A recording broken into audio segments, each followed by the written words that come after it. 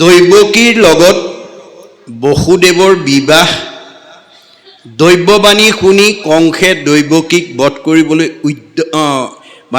উদ্যত এই নামাকৰণৰ সৈতে তলৰ পদৰ যোগেদি আমাক কি ক'ব বিচাৰিছে আমি এতিয়ালৈকে বহি আমি কি শুনি আছো আমাৰ শাস্ত্ৰত কৈছে বৰগীতত লিখিছে তুমি প্ৰভু নিৰ্গুণ গুণৰ সীমা নাই নিৰ্গুণ হৈ জীৱ সুহি গুণ গায় আমি এতিয়া ঘৰৰ পৰা অহালৈকে আৰু ঘৰলৈ ঘূৰি যোৱালৈকে আমি কেৱল নিৰ্গুণ কৃষ্ণৰ গুণ লীলা শুনি আছো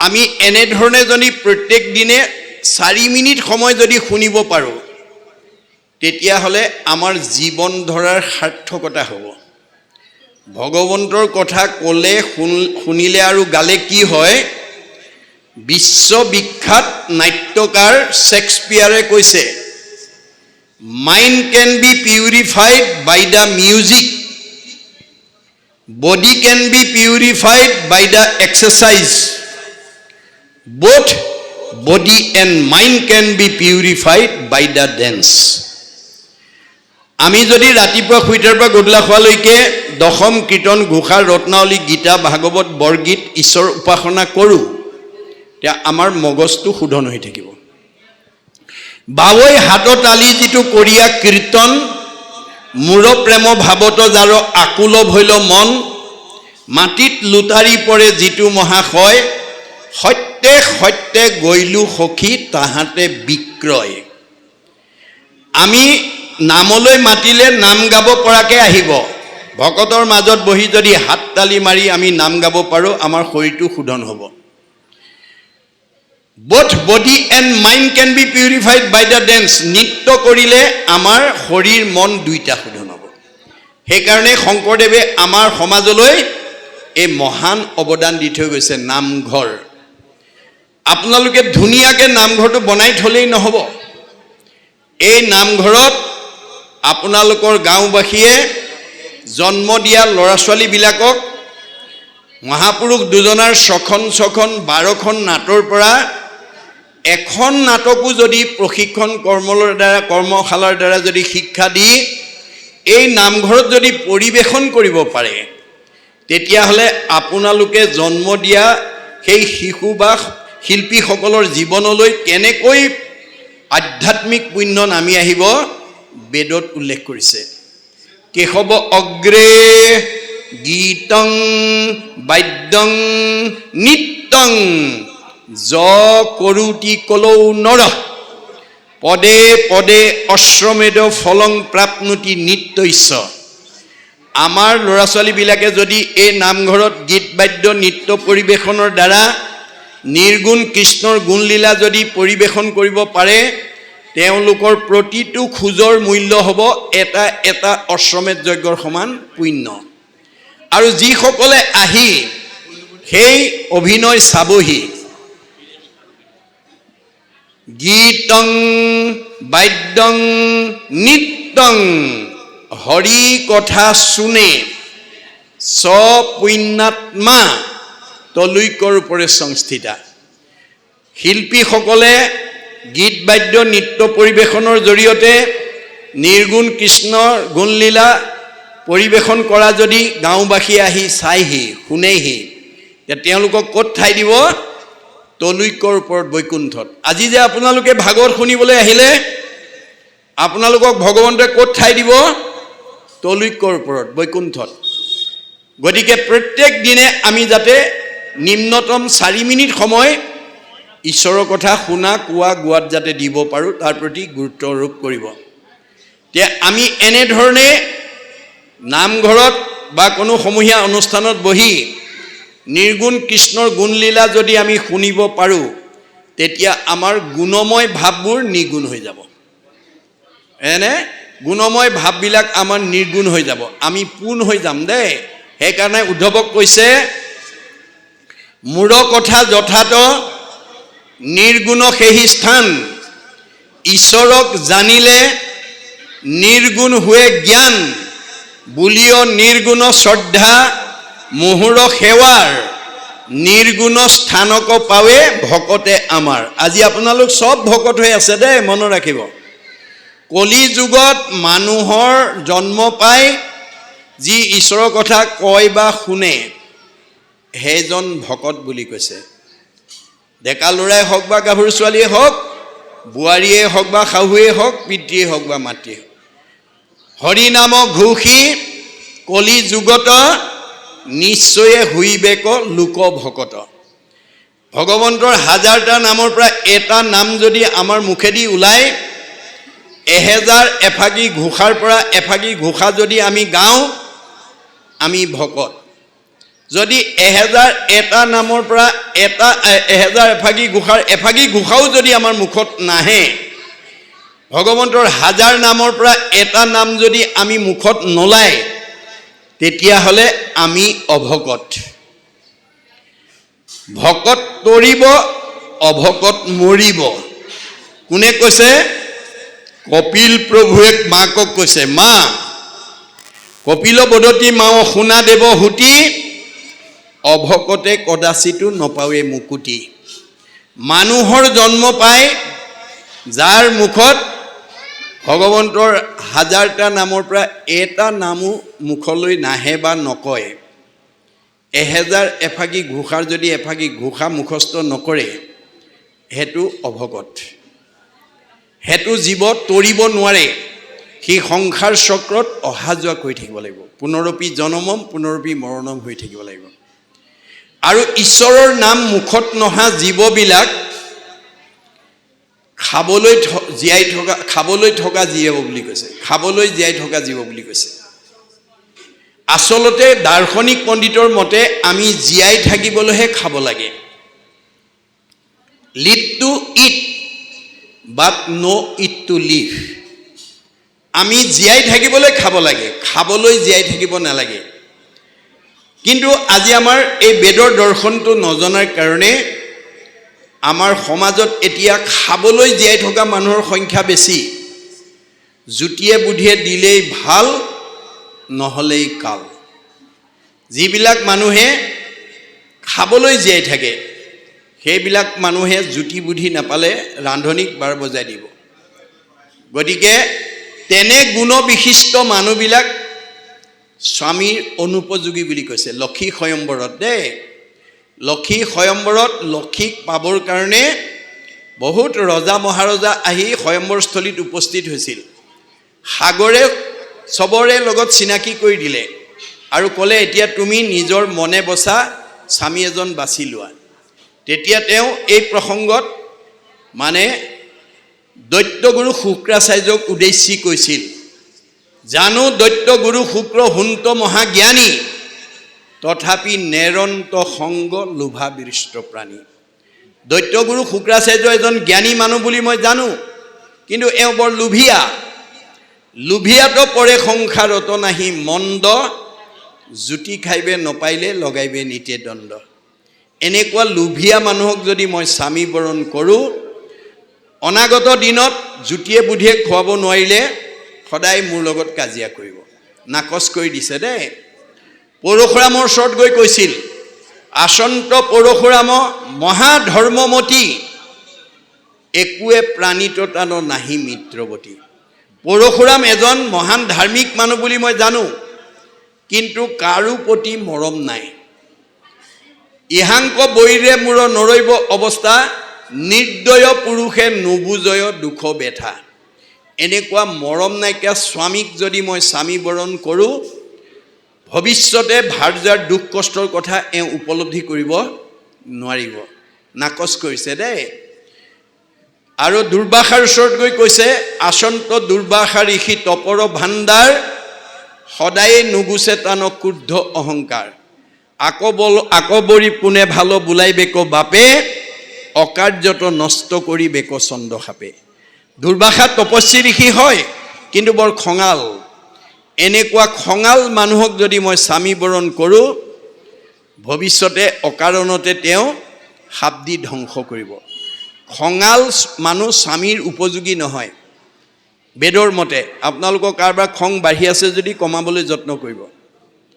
4 নম্বৰ, ব্ৰহ্মাৰ ওচৰত গৈ কৈছে, আচন্ত বিধাতা যাক সেবৈ সুৰাসুৰ, আতপৰে আন আউৰ নাহি কামাতুৰ। এওঁক সকলো দেৱতা অসুৰে সেৱা কৰে সঁচা, কিন্তু এওঁ বৰ কামুক। ভুল হৈয়া যিটো নিজ দুহিতাক হৰে, নিতে কোলা হ'লে যাইব ইহাংক বৰিলে। এনেকুৱা কামুক মানুহক যদি মই স্বামী বৰণ কৰোঁ, ভৱিষ্যতে সদায় কাজিয়া কৰি থাকিব লাগিব। এই ধৰণে সকলো বেয়া গুণবিলাক নাকচ কৰি কৰি অৱশেষত বিষ্ণুক মাল্য প্ৰদান কৰিছে। সেইকাৰণে আমাৰ বিবাহ বিধিত বিষ্ণু স্বৰূপ বৰ বুলি কোৱা হয় দৰাজনক। মনত ৰাখিব, আমাৰ বিষ্ণুৰ গুণবিশিষ্ট হ'ব লাগিব।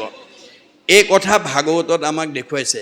মই ডেকা গাভৰুবিলাকৰ প্ৰতি আহ্বান জনাম, কোনোবা ডেকা গাভৰু আজি হৈ আছে, ভৱিষ্যত সংসাৰ কৰিবই লাগিব, এইটো প্ৰকৃতিৰ নিয়ম। কিন্তু কেনেকুৱা ডেকা ল'ৰাই কেনেকুৱা এজনী ছোৱালীৰ লগত জীৱন সংগিনী হিচাপে সংসাৰ কৰিব লাগিব, আৰু এজনী ছোৱালীয়ে কেনেকুৱা পুৰুষৰ লগত জীৱন সংগিনী হিচাপে কটাব লাগিব, সব নিয়ম ভাগৱতত উল্লেখ আছে। মনত ৰাখিব, মই ডেকা বা গাভৰুবিলাকক আহ্বান জনাম, তেওঁলোকে ভৱিষ্যত জীৱনটো, সাংসাৰিক জীৱনটো সুখী কৰিবলৈ হ'লে বিয়া পতাৰ আগতেই ভাগৱত পঢ়ক আৰু শুনক। ভাগৱত পঢ়া আৰু শুনাত কোনো বাধা নাই। ডেকা ল'ৰা, গাভৰু ছোৱালী, মতা মানুহ, মাইকী মানুহ, দাড়ি থকা, দাড়ি নথকা, শৰণীয়া, ভজনী, অশৰণীয়া, চবেই ভাগৱত পঢ়িব পাৰে। দশম কীৰ্তন, ঘোষা ৰত্নাৱলী চবেই পঢ়িব পাৰে। পঢ়াত কোনো বাধা নাই। হৰি নাম কীৰ্তনত নাহিকে নিয়ম একো, এতেকেহে ধৰ্ম মাজে সাৰ। সকলো ধৰ্মৰ ভিতৰত সাৰ ধৰ্ম শংকৰদেৱে দি থৈ গৈছে। গতিকে বাস্তৱত যদি চাই, অসমীয়াত মাষ্টাৰ ডিগ্ৰী লোৱা ছাত্ৰ ছাত্ৰীয়ে ইউনিভাৰ্চিটিত টেবুলৰ ওপৰতে দশম কীৰ্তন, ঘোষা ৰত্নাৱলী, গীতা ভাগৱত পঢ়ি মাষ্টাৰ ডিগ্ৰী লৈ আহিছে। জ্ঞানৰ কাৰণে পঢ়াত কোনো বাধা নাই। নিয়মটো কেৱল আনুষ্ঠানিকতাত আহিব। সেইকাৰণে আপোনালোকৰ গাঁৱৰ ডেকা গাভৰুসকলক নামঘৰলৈ মাতি আনি আপোনালোকে ভাগৱত পাঠ ব্যাখ্যা কৰাৰ দায়িত্ব দিব। তেওঁলোকক যেতিয়ালৈকে আমাৰ সমাজৰ মাজলৈ আমি আধ্যাত্মিক আৰু নৈতিক জ্ঞানেৰে পুষ্ট কৰিব নোৱাৰিম, তেতিয়ালৈকে তেওঁলোক প্ৰকৃত মানৱ সম্পদ হিচাপে গঢ় দি উঠিব নোৱাৰিব। পুথিগত ডিগ্ৰীয়ে কাকো মানৱ সম্পদ কৰি গঢ়িব নোৱাৰে। যাৰ কাৰণে প্ৰাচাত্য শিক্ষাবিদ ৰাইবানে কৈছে, for all round development of student religious education is essential. এজন ছাত্ৰক পূৰ্ণাংগ ছাত্ৰ হিচাপে গঢ়ি তুলিবলৈ হ'লে পুথিগত ডিগ্ৰীৰ লগত আমাৰ আধ্যাত্মিক আৰু ধৰ্মীয় শিক্ষাত যোগ দিব লাগিব। ৰুচুই কৈছে, the religious education should be included in the curriculum because it is through religion that the fact of youth can be set on the road to the absolute values, truth, beauty and goodness. সত্য শিৱ সুন্দৰক আৰাধনা কৰিবলৈ পুথিগত জ্ঞানৰ লগত ধৰ্মীয় শিক্ষা যোগ দিব লাগিব। গতিকে এই কথাখিনি নজনাৰ কাৰণে নমাটি ঘৰফলীয়া গাঁৱৰ ৰাইজৰ দৰে নামঘৰত ভাগৱত চৰ্চা নকৰাৰ কাৰণে বহুত গাঁৱত বহুত পিতৃ মাতৃয়ে ল'ৰা ছোৱালীক পুথিগত ডিগ্ৰী, কাৰোবাক ডক্টৰেট উপাধি দিছে, ডাক্তৰ, ইঞ্জিনিয়াৰ, অফিচাৰ, প্ৰবক্তা, অধিবক্তা হৈছে, বহুত উচ্চপদস্থ বিষয়ত চাকৰি কৰিছে। কিন্তু ভাগৱতৰ দৰ্শন নজনাৰ কাৰণে সেইসকল ডিগ্ৰীধাৰী পুত্ৰ, সেইসকল উচ্চপদস্থ বিষয়ত চাকৰি কৰা সন্তানে আজি আমাৰ সমাজলৈ কি আদৰ্শ এৰিছে? আনৰটো দূৰৰ কথা, নিজৰ জন্মদাতা বৃদ্ধ পিতৃ মাতৃক বৃদ্ধ বয়সত কেনেকৈ সেৱা শুশ্ৰূষা, মৰম চেনেহ, লালন পালন কৰিব লাগে তাক নাজানি বৃদ্ধাশ্ৰমলৈ খেদি পঠিয়াইছে। এই ভাগত যদি আপোনালোকৰ ইয়াত চৰ্চা হৈ থাকে, তেনেকুৱা জীৱ এইখন গাঁৱলৈ আহিব নোৱাৰে। যাৰ কাৰণে বিশ্ববিখ্যাত নেপোলিয়নক এজন ফ্ৰান্সবাসীয়ে প্ৰশ্ন কৰিছিল, তোমাৰ পৃথিৱীত আটাইতকৈ আদৰণীয় ব্যক্তি কোন? তেতিয়া তেওঁ উত্তৰত কৈছিল, I will give higher respect to my parents who have able to seen me in this beautiful world. যি পিতৃ মাতৃয়ে জন্ম দি এই বিচিত্ৰ সংসাৰ দেখালে, তেওঁলোকতকৈ আৰু আদৰণীয় ব্যক্তি মোৰ কোনোৱেই হ'ব নোৱাৰে। যাৰ কাৰণে শংকৰদেৱে কৈছিল আদিগুৰু পিতৃ মাতৃ।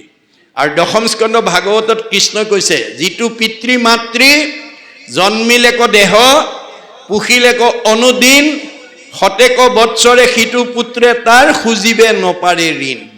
যি পিতৃ মাতৃয়ে জন্ম দি আমাক এই বিচ্ছ সংসাৰ দেখালে, আমাৰ মানৱ জীৱনৰ 100টা বছৰত আমি সেই পিতৃ মাতৃৰ ঋণ পৰিশোধ কৰিব নোৱাৰোঁ।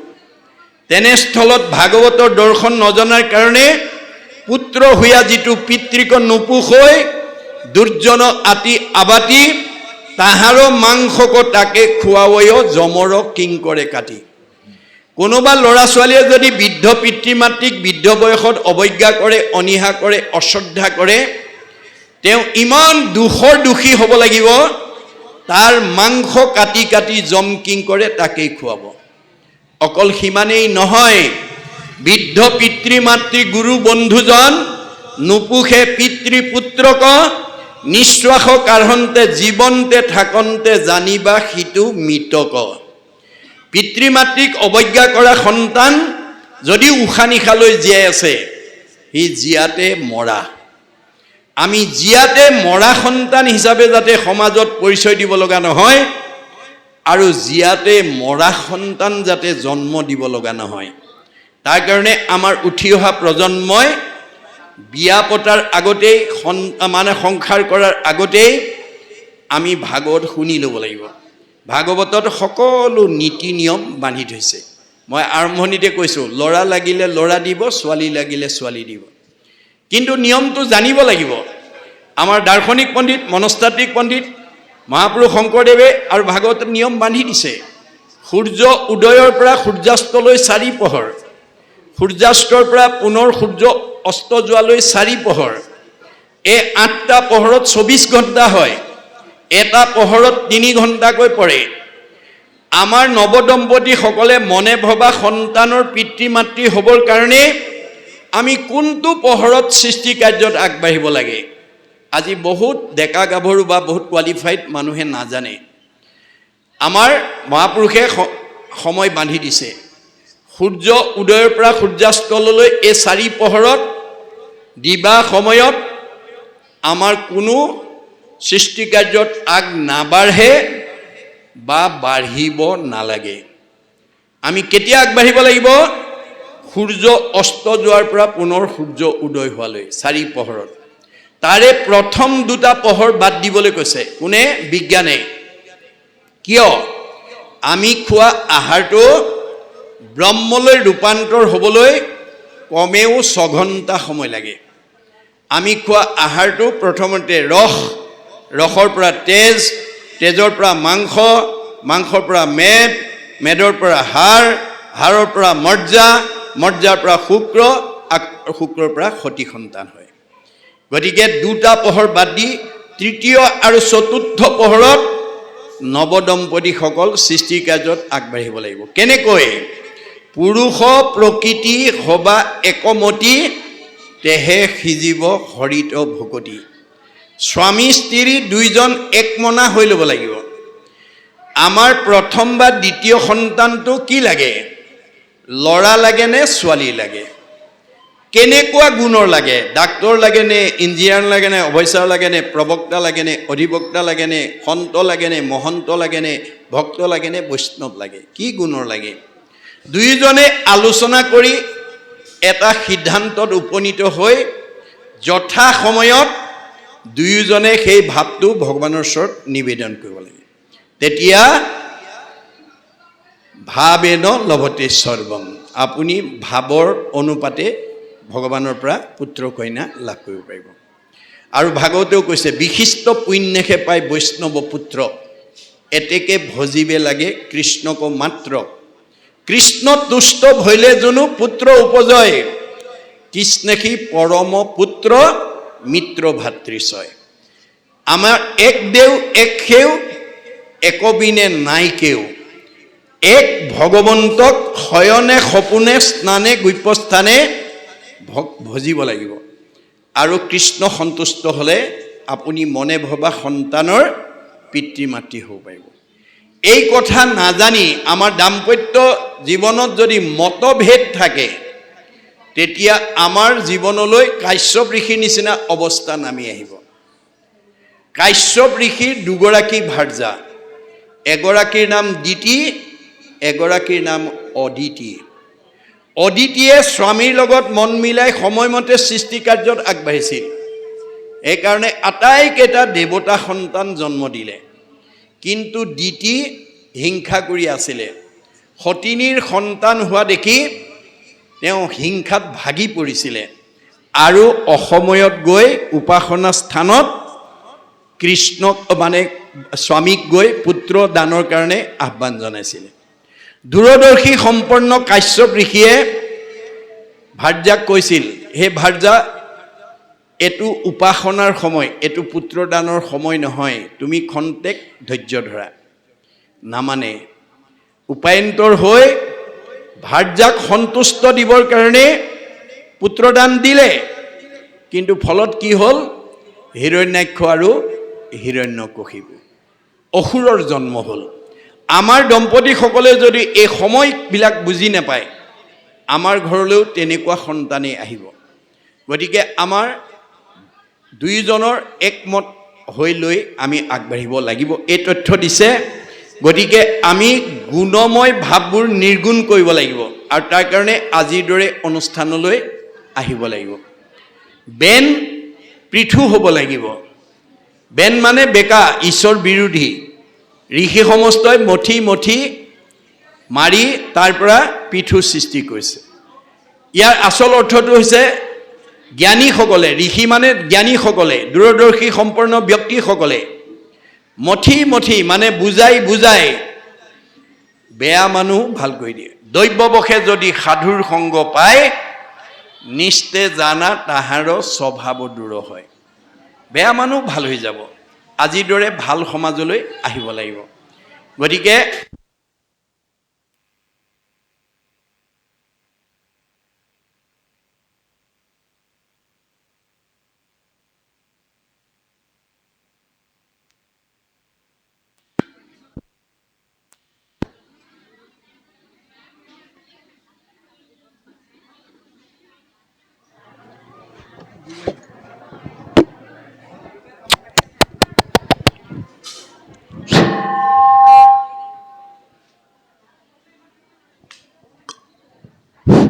গতিকে আমাৰ এতিয়া ভাগৱতৰ দুটা দৰ্শন, এটা বঢ়ি জগত, এটা অন্তৰ জগত। মানে আধ্যাত্মিকভাৱে আমি বেয়া মানুহ ভাল কৰিব পাৰিম যদি ভাল মানুহৰ সংগলৈ আনিব পাৰোঁ। ভাল মানুহ বেয়া হৈ যাব যদি বেয়াৰ সংগলৈ গুচি যায়।